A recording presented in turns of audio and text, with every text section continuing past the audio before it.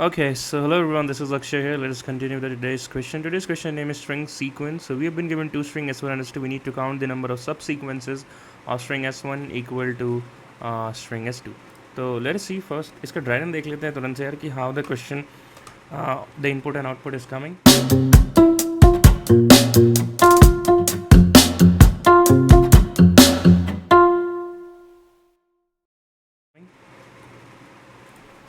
तो ये रहा हमारा input and output.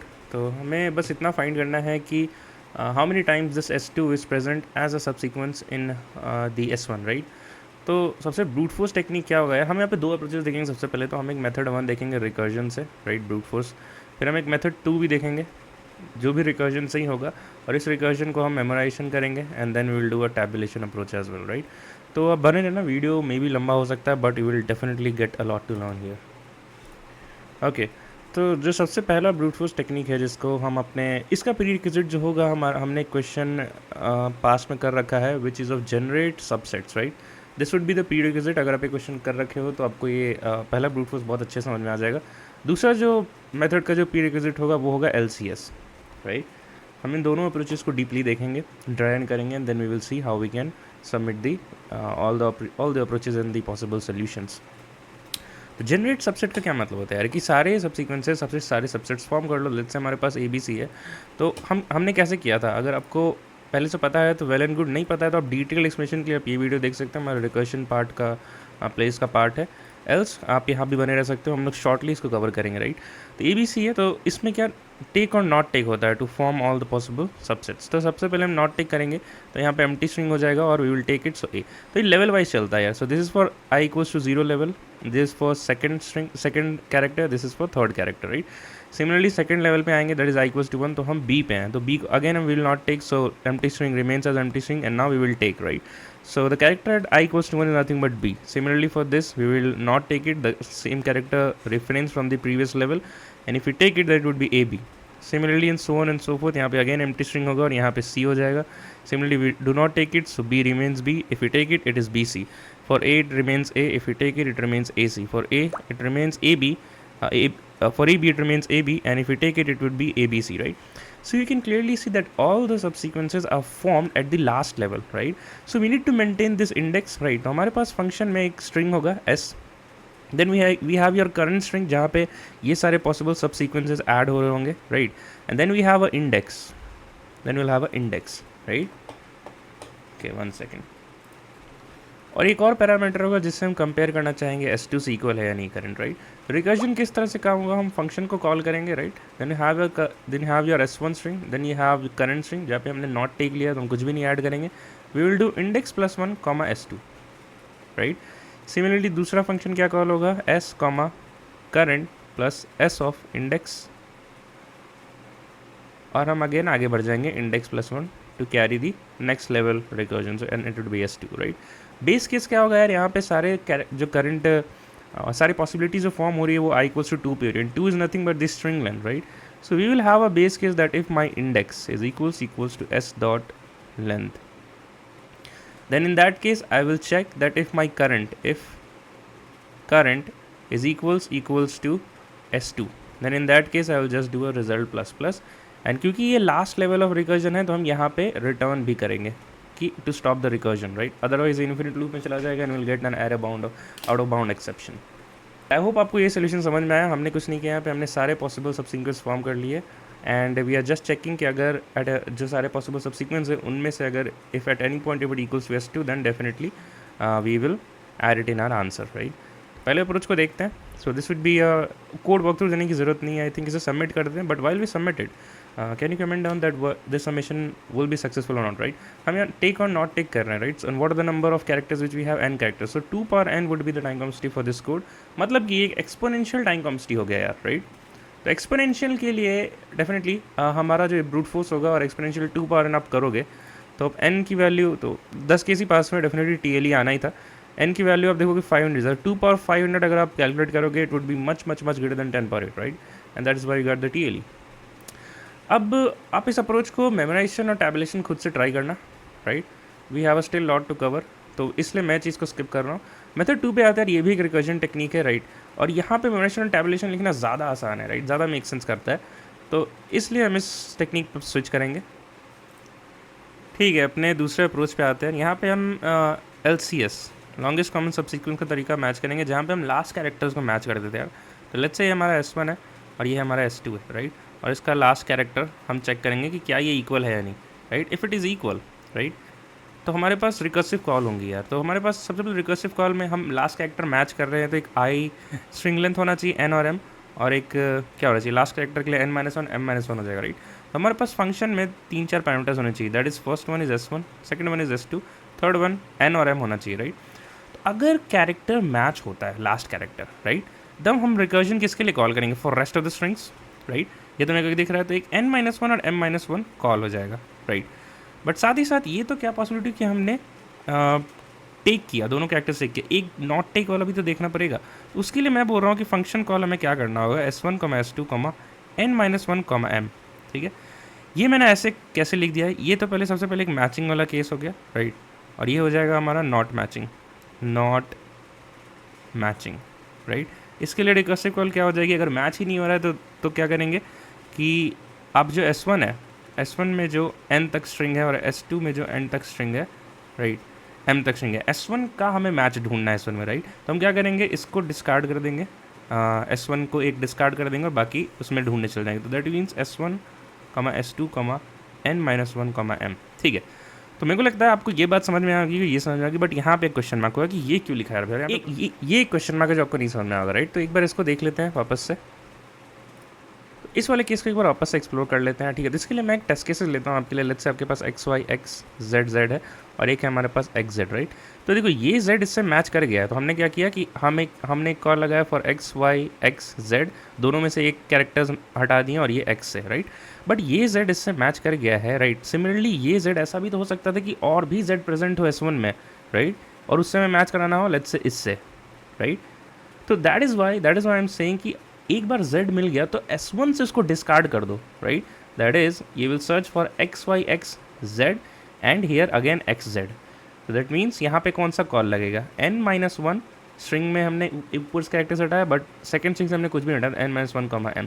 I hope आपको ये बात समझ में आ गई होगी, इसको ज़्यादा कॉम्प्लेक्स नहीं करेंगे, right. So the thing is कि अगर एक कैरेक्टर मल्टीपल टाइम प्रेजेंट्स है S1 में, राइट, S2 में एक बार था लेट्स से, और वो मल्टीपल टाइम्स S1 है, तो सारे मल्टीपल कैरेक्टर्स के लिए हमें सारे पॉसिबल सबसीक्वेंस देखने होंगे, right. So that is the reason कि हम यहाँ पे n-1 और m के लिए कॉल लगाएंगे, right. Then we will see the memorization and tabulation. Before moving to the code, base cases decide कर लेते हैं। बेस केसेस कैसे डिसाइड हुआ कि देखो क्या क्या डिक्रीज़ हो रहा है, n डिक्रीज़ हो रहा है, m डिक्रीज़ हो रहा है in all the recursive call. मतलब एक ऐसा पोजिशन आएगा जहाँ पे n = 0 हो जाएगा, राइट, और एक ऐसा पोजिशन आएगा जहाँ पे m = 0 हो जाएगा, राइट। अब इनमें भी केसेस क्या बन सकते हैं, बाकी सारे केसेस की एक ऐसा पॉइंट आएगा जहाँ पे n जो है == 0 है और m ≠ 0 है, राइट। एक ऐसा पॉइंट आएगा जहाँ पे n = 0 हो जाएगा और m = 0 हो जाएगा, राइट। तो इसका क्या मतलब है, n = 0 m ≠ 0, मतलब S1 आपका एम्प्टी हो चुका है और S2 में अभी भी स्ट्रिंग बचे हुए हैं, राइट। मतलब जिसको आपको सर्च करना था और जिसमें सर्च करना था वही खत्म हो गया है जिसमें सर्च करना था, राइट। इन दैट केस यहाँ पे कोई आंसर नहीं होगा, S2 अभी मैच नहीं हुआ, तो हम यहाँ पे 0 रिटर्न कर देंगे, राइट। बट अगर n1 ≠ 0 है, मतलब S1 में कोई स्ट्रिंग बचा हुआ है और S2 एम्प्टी हो चुका है, मतलब जो भी कैरेक्टर्स हमें सर्च करने थे वो सारा सर्च कर दिया हमने, कोई कैरेक्टर प्रेजेंट नहीं है, तो डेफिनेटली हमें आंसर मिल चुका है और हम कहेंगे रिटर्न 1, राइट। तीसरा केस हो सकता है कि n = 0 हो और दोनों ही 0 हो जाए, m = 0। इन दैट केस मतलब ये भी एम्प्टी स्ट्रिंग है और ये भी एम्प्टी स्ट्रिंग है, तो अगेन यार हमें जिसको सर्च करना था वो खत्म हो चुका है, मतलब कि we already have found a match. तो in that case also will stop the recursion and will say return 1, right. तो अगर इसको समराइज़ करें तो हमें सिर्फ ये दो टेस्ट केस लिखने हैं। m = 0 that is we have already found a match, n कैसा बिहेव कर रहा है मेरे को उससे मतलब नहीं है, I will just return 1। And if n = 0 then definitely अगर स्ट्रिंग बचा है n = 0 तो यही एक केस बचता है जहाँ पे वैल्यू थी 0, तो हम यहाँ पे कह देंगे n = to return 0 and for m = to return 1। तो ये हमारा हो गया बेस केसेस, ये हमारा हो गया recursive call matching and not matching का। आप इसको ले चलते कोड एरर पे and then we okay. Okay, तो अब हम एक कोड वॉक थ्रू देख लेते हैं यहाँ पे। तो मैंने इसको जूम कर लिया थोड़ा। So let us see a very quick code walk through. These are the two same base cases जो हमने डिस्कस किया था। एंड हमने देखा लास्ट कैरेक्टर मैच कर रहा है, तो we have called the recursion पर n-1, m-1, n-1 and m। और लास्ट में हमने अगर कैरेक्टर्स मिसमैच है तो डेफिनेटली n-1, m, राइट। ठीक है, that would be it for our what is say second approach of recursion using the LCS as a prerequisite और the technique. इसे सबमिट करते हैं। अगेन इसकी टाइम कॉम्प्लेक्सिटी 2 पा रहे हैं क्योंकि एक्सपोनेंशियल है, and O of N would be your space complexity, तो डेफिनेटली हमें TLE मिल जाएगा। ठीक है, अब इसको मेमोराइज़ करते हैं। इसको मेमोराइज़ करने का क्या तरीका है? देखो, मेमोराइज़ करने के 2-3 तरीके होते हैं, मैं बार बार बोलता हूँ यार। And that is why we have maintained a play list on a YouTube channel for advance topics, that is the graph, the DP and everything, lead code solution into profession as well, which consists of 100 questions। तो आप इनको देख सकते हो साथ ही साथ। and we have the interview experience as well, and the do's and don'ts of the there's a podcast we did for universities and the students ask their question, right? तो आप इन सबको भी देख सकते हो डेफिनेटली। आप एडवांस टॉपिक्स को देख ही लेना। डीपी का फर्स्ट वीडियो आप देखोगे तो आपको बहुत अच्छे समझ में आ जाएगा कि जब आप रिकर्जन तक पहुंच गए तो मेमोराइजेशन और टैबुलेशन करना बहुत ईजी होता है। चलो ठीक है, तो मेमोराइजेशन करने का सबसे पहला ये स्टेप होता है कि आप एक डीपी बनाओ। ऑफ 2D या 3D ये कैसे डिसाइड होगा? हम यहाँ पे स्टेट्स देखेंगे कौन कौन से पैरामीटर्स चेंज हो रहे हैं। मैं देख पा रहा हूँ कि n चेंज हो रहा है और m चेंज हो रहा है, राइट। तो हमने डिसाइड किया अच्छा सिर्फ 2 पैरामीटर चेंज हो रहे हैं तो मतलब 2D एरे बनेगा यहाँ पे, राइट। और क्योंकि n और m चेंज हो रहा है तो n की मैक्सिमम वैल्यू के n को एक्सेस करना है, राइट। तो n+1 एंड m+1। अब बहुत लोगों का डाउट होता है कि भैया आपने m+1 क्यों लिया? देखो स्ट्रिंग लेंथ जो है लेट्स से ABC है, राइट। So 0, 1 and 2, right. आप चाहते हुए थर्ड कैरेक्टर को भी एक्सेस करना, करेक्ट। और हमारे पास एक बेस केसेस भी है, फैमिली को तो दैट इज़ वाई हम यार 0, 1, 2, 3 का बनाते हैं, जहाँ पे 1 रिप्रेजेंट करेगा A को, 2 B को और 3 C को, right. And this would be my empty string 0 वाला। तो दैट इज़ वाई हम एक हमेशा एडिशन से बनाते हैं यार। ठीक है, उसके बाद हम क्या करेंगे कि पहला स्टेप ये हो गया। दूसरा स्टेप हो गया कि हम इसे -1 से फिल कर देंगे। तो ज़रूरी नहीं कि -1 से फिल करो, कोई भी ऐसा नंबर जो at any particular point of time कभी आंसर नहीं बनेगा, right. So that is why we have taken a -1 here. तो सबको -1 से फिल कर देंगे। थर्ड स्टेप वुड बी कि आप इसको ग्लोबल स्कोप में रखो या लोकल स्कोप में रखोगे। अगर लोकल स्कोप रखोगे तो आपको एज अ पैरामीटर पास करना पड़ेगा, राइट। तो मैं इसको ग्लोबल स्कोप रखता हूँ, तो मैं यहाँ पर लिख लूँगा स्टैटिक इंट DP, ताकि मेरे को एज अ पैरामीटर पास ना करना पड़े। यहाँ पे इनिशियलाइज कर लेंगे and we will fill with -1। So this would be step 1, step 2, step 3, right. फिर हम क्या करेंगे स्टेप 4 पे कि before calling the recursion, right. तो मेमोराइजेशन करने का मतलब यही होता है। और रिकर्जन प्रॉब्लम क्या होती है? आप मल्टीपल सब प्रॉब्लम्स को एक बार सॉल्व करो। लेट्स से कि अगर आपने AB के लिए सॉल्व कर लिया तो वापस उसको सॉल्व नहीं करना है, राइट। तो before calling the recursion we will check if DP of m and n if it is not equals to -1, right. मतलब हमने उसका वैल्यू स्टोर कर रखा है उस स्टेट में, तो I will say just return DP of m and n, right. अब जब ये पहली बार कभी भी स्टोर नहीं हुआ इसका आंसर, तो डेफिनेटली जो आप रिकर्जन कॉल कर रहे हो वहाँ पे स्टोर भी तो करना पड़ेगा। तो यहाँ पे हम लिखेंगे रिटर्न में हम लिखेंगे DP of m and n is equals to function of this plus this. और यहाँ पे भी सिमिलरली हम लिखेंगे DP of m n is equals to function of this, right. So this would be it है। यहाँ पे ये 4 स्टेप होता है और मेमोराइजेशन कर लेते हैं। हमें नहीं सोचने की ज़रूरत थी कि I और J पे DP हमारा कैसा परफॉर्म कर रहा है, मेमोराइजेशन कैसा परफॉर्म कर रहा है, राइट। वो हमें सोचने की ज़रूरत नहीं है। तो अपने कोड पे आते हैं वापस से और इसको कमेंट कर लेते हैं। And let me give you a very quick code walk through. हमने एक ग्लोबल स्कोप में DP बनाया ताकि एज अ पैरामीटर पास ना करना पड़े, right. And we have the base cases, and base case के बाद हमने देखा है कि नॉट इक्वल्स टू -1, देन मतलब डेफिनेटली आपके पास वैल्यू स्टोर हो रखी है, उस स्टेट के आंसर को रिटर्न करो, else store that in the answer when you are calling the recursion. And DP को इनिशियलाइज किया and then we have filled the values with the -1। So that is it. So it would be now what is the time and space complexity. तो m×n का DP बनाया, मतलब total states कितने हैं? m×n ही states है, right. और हर एक state को एक बार ही कैलकुलेट कर रहे हैं। So that is why time complexity would be m×n and space complexity would be m×n because we have used a 2D array, right. अब m की वैल्यू है, m और n की वैल्यू 500 है, तो 500 का स्क्वायर करोगे तो this will come around 10^4, right, which is less than 10^8 and that is why this time our code will get submitted. ठीक है, तो आप देख सकते हो कोड हमारा सारे टेस्ट केसेस पास हो गए। अब जब मेमोराइजेशन लिख दिया है तो अब एक बार टैबुलेशन भी लिख देते हैं। तो टैबुलेशन लिखना भी बहुत इजी है यार। आपको बस एक बार रिकर्जन लिख दिया तो दोनों लिखना बहुत इजी है। ठीक है, तो यहाँ पे टैबुलेशन में क्या होता है यार, हम बॉटम अप चलते हैं, राइट। बॉटम अप चलते हैं मतलब कि 0 से स्टार्ट करते हैं, और मेमोराइजेशन तो टॉप डाउन होता है, जो हम लोग लास्ट n से स्टार्ट करते हैं और फिर 0 तक जाते हैं। तो हम यहाँ पे अगेन एक DP बनाएंगे m+m×n, राइट। तो and what are the changes that we need to do is जहाँ पे फंक्शन लिखा हुआ है उसको आप डी से चेंज कर दो, जहाँ पे n है उसको आप i से चेंज कर दो, और जहाँ पे m है उसको आप j से चेंज कर दो, एंड दैट इज़ इट। बस इतना ही करना होता है, राइट। आपको बेस केसेस है वो देखने कि आपको कैसे भरना होगा, राइट। तो एक बार डी बना लेते हैं हम लोग, राइट, ऑफ m। तो हमारा पहला केस क्या था, लेट्स से वही ले लेते हैं X Y X Z Z and you have X Z. तो इसका मैनुअली देखेंगे तो आंसर क्या आएगा यार, सबसे पहले तो ये एक्स जेड होगा एक, फिर ये दूसरा एक्स जेड होगा, फिर ये तीसरा पॉसिबिलिटी, और ये चौथा मतलब चार फोर आंसर इसके होने चाहिए, राइट। तो हमें भी बनाते हैं 0 1 that is X Y X Z Z, 0 1 2 3 4 and 5. Similarly we have 0 1 and 2 which will represent x and z, right. So this would be our n and this would be our m, right. n+1 और n+1 का हमने matrix बना लिया, correct. ठीक है, एक बार base cases देख लेते हैं कि हमें किस तरह से वैल्यू को फिल करना है।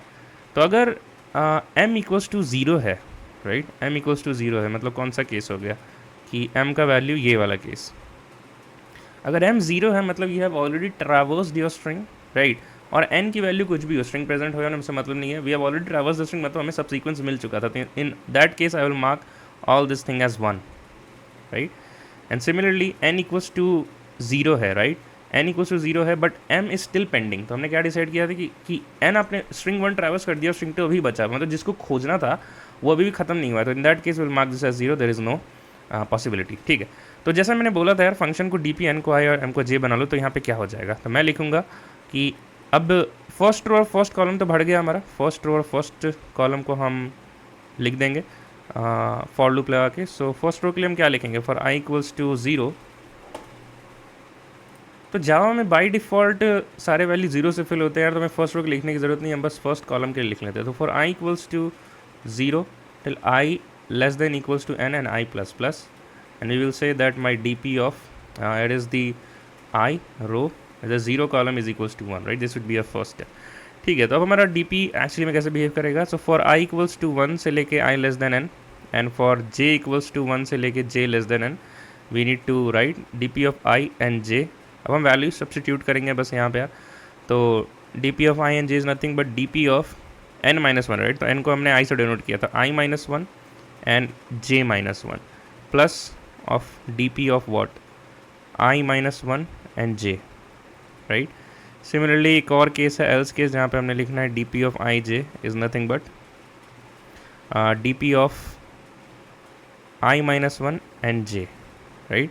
ठीक है, तो अगर हम वैल्यूज़ को देखें, अगर हम वैल्यूज़ कहाँ से उठाएंगे, अगर हम इस पॉइंट पे i कॉमा j हमारे ये है, तो i minus 1 comma j diagonally left होगा और i minus 1 comma j top का वैल्यू होगा। सिमिलरली अगर नॉट इक्वल करेक्टेड तो हमें बस टॉप से उठाना है, राइट। इस dp को फिल करते हैं और देखते हैं हमारा वैल्यू आंसर वैल्यू आता है नहीं। तो x और x सेम है, तो सेम के लिए हमने डायगनल और टॉप से उठाना था, तो 1 + 0 will give you 1।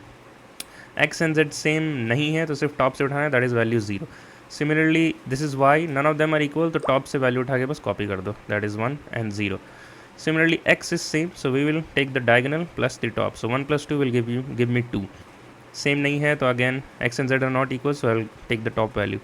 Now z is not same, so I'll take the top value, that is 2, and again z is equals to z, so we'll take the top and diagonal, that is again 2। Now z is again not equals to x, so I'll take the top value, and here I will take the diagonal and the top because z and z are equal and give you 4।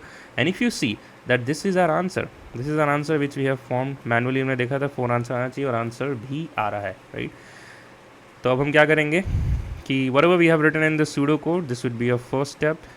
second step एक dp बनाएंगे and we will just fill it, so this would be your tabulation। तो आप देख पा रहे हो यार कि एक बार अगर रिकर्शन लिख दिया तो tabulation मेमोरेशन और tabulation लिखना ईजी है, right. For more detailed videos और बाकी सारे क्वेश्चन जो प्रीडिकेट क्वेश्चन है, आप उसके लिए हमारी डीपी की प्लेस चेकआउट कर सकते हो और LeetCode solution interview preparation भी देख सकते हैं, आपको डेफिनेटली हेल्प मिलेगा।